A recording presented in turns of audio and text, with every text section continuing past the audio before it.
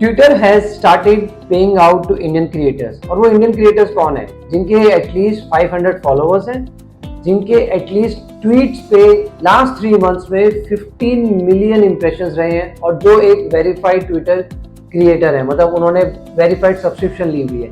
Now एक creator कैसे अपने ट्वीट्स को मोनेटाइज करता है? वो एक ट्विटर के जो एड रेवेन्यू प्रोग्राम है उसमें ऑप्ट इन करता है, एंड उसमें क्या होता है कि जो उनके ट्वीट्स पे जो एड्स रन होते हैं, उस एड से जो रेवेन्यू अर्न करता है ट्विटर, उस रेवेन्यू में वो शेयरिंग मिलती है क्रिएटर्स को। जब वो उस प्रोग्राम में ऑप्ट इन करते हैं as a creator, they need to link their Indian bank account with a third party payment entity जिसका नाम है स्ट्राइप। उस स्ट्राइप में जाके आप अपने बैंक अकाउंट को लिंक करते हो, केवाईसी सबमिट करते हो, एंड देन जब ये क्राइटेरियाज मीट हो जाते हैं, आपको pay out as a ads revenue sharing आपको मिलता है एज अ क्रिएटर, जो ये क्रिएटर्स इन कंडीशंस को क्वालिफाई करते हैं। नाउ एक एज अ क्रिएटर जो रेवेन्यू अर्न कर रहा है, उसको ये समझना बहुत जरूरी है कि आप एक इनकम अर्न कर रहे हो, और जहां इनकम होता है वहां टैक्सेस होती है। तो ये वीडियो उसी लिए है कि जहां पे आप ये समझो कि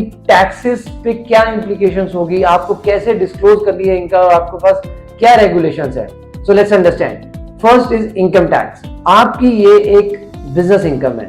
सो Twitter US is paying you as an ad revenue income. आप एक बिजनेस इनकम अर्न कर रहे हो, आपको ये इनकम अपनी इनकम टैक्स रिटर्न में डिस्क्लोज करनी है। अगर आप नहीं करते हो तो आपको टैक्स नोटिस आने के सबसे ज्यादा चांसेस हैं, because income tax authority is tracking all this transactions, more specifically foreign payments. ना आपको डिस्क्लोज कैसे करनी है? आपकी बिजनेस इनकम है, आप एक P&L स्टेटमेंट बनाओ, इनकम दिखाओ उसमें, और उसमें अपने रिलेटेड एक्सपेंसेस भी क्लेम कर सकते हो। तो जो नेट आया उस पे आपने टैक्स दिया। एक और ऑप्शन होता है जो इनकम टैक्स एक्ट में एक रेगुलेशन में दिया हुआ है, जहां पे आप प्रिजम्पटिव बेसिस पे कि 6% of the total income is only taxable, और उस पे आप टैक्सेस देते हो। बट वो ऑप्शन आपको खुद डिसाइड करना पड़ेगा। You need to check with your tax advisor और सीए कि मैं कौन से तरीके से इनकम को डिस्क्लोज करूं, बट मेक श्योर आप इनकम डिस्क्लोज करें। Second, GST. ये एक बिजनेस इनकम है, राइट? और ये बिजनेस इनकम आपको ट्विटर यूएस से मिल रही है through a third party payment processor. Now GST law ये बोलता है कि जब आप कोई बिजनेस इनकम अर्न करते हो, आपके ऊपर GST regulations and compliances applicable हैं। बट यहाँ पे उन्होंने एक थ्रेशोल्ड दिया हुआ है, तो थ्रेशोल्ड है 20 lakh.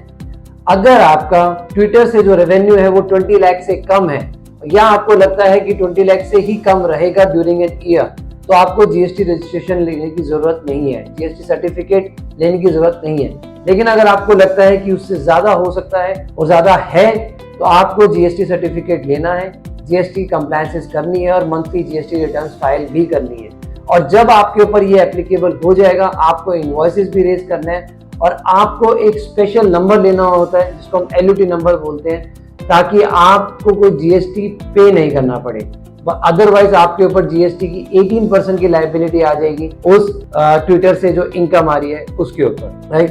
Third, tax withholding. Now एक पॉसिबिलिटी ये भी हो सकती है कि जब ट्विटर यूएस से इंडियन क्रिएटर को जब इनकम मिल रही है, शायद ट्विटर यूएस को टैक्सेस विदहोल्ड करे यूएस में, और अगर वो टैक्सेस विदहोल्ड करते हैं तो वो आपको कोई ना कोई टैक्स सर्टिफिकेट देंगे।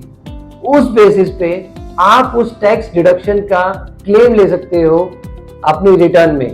तो ये एक तरीके का टीडीएस हुआ, जहां पे आप ये बोलोगे कि मेरी इस इनकम पे टैक्स ऑलरेडी डिडक्ट हुआ है, तो मैं उसका क्लेम लेना चाहूंगा अपनी रिटर्न के अंदर। बट उसका भी एक प्रॉपर प्रोसेस होता है, एक प्रॉपर फॉर्म होता है, इसीलिए आपको अपने टैक्स एडवाइजर को बताना पड़ेगा या अपने सीए को बताना पड़ेगा कि मेरी ये इनकम है और मेरे उस पर ये टैक्स रिडक्शन हुआ है। ना fourth point, fourth is your bank account.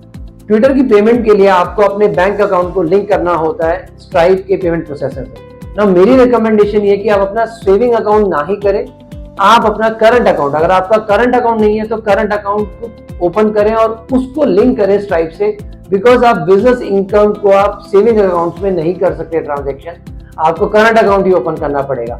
Otherwise आपको बैंक से क्वेरी आ जाएंगी कि आपके पास फॉरेन पेमेंट्स आ रही हैं और आप सेविंग अकाउंट्स में ले रहे हो। So these are the 4 points: income tax, GST, tax withholding, and the banking. आप इन 4 पॉइंट्स पे ध्यान दीजिए, क्योंकि अगर आप नहीं दोगे आपके पास टैक्स नोटिसेस आ सकते हैं, अथॉरिटी से इंक्वायरीज भी आ सकती है। एंड मेक श्योर आप अपने टैक्स एडवाइजर और सीए से बात करें एंड प्रॉपर डिस्क्लोजर्स करें। This is Rahul Jain signing off.